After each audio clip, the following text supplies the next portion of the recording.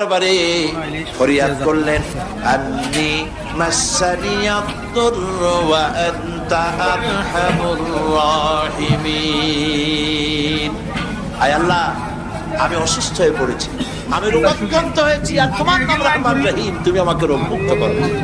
হযরত আইয়ুব আলাইহিস সালাম আল্লাহর দরবারে ফরিয়াদ করলেন, রব্বুল আলামিন সারা শরীরে পোকায় জর্জরিত হয়ে গেছে, এখন আমার জিহ্বায় পোকা ধরেছে, মাবুদ গো আমি তোমার কাছে ফরিয়াদ করি, আমার জিহ্বায় পোকা দিও না, কারণ জিহ্বাটাও যদি নষ্ট হয়ে যায় তাহলে তোমার মতো আল্লাহর জিকির আমি কি দিয়া করব। হযরত আইয়ুব আলাইহিস সালাম আল্লাহ পাকের কাছে যখন এ ধরনের ফরিয়াদ জানালেন, রব্বুল আলামিন তাকে তার রোগ মুক্ত করে দিলেন, তার স্ত্রী পুত্র সব আল্লাহ রব্বুল আলামিন ফিরিয়ে দিলেন। সুবহানাল্লাহ। সুতরাং মুমিন ব্যক্তি, কোরআন শরীফে সব আছে, কোরআনের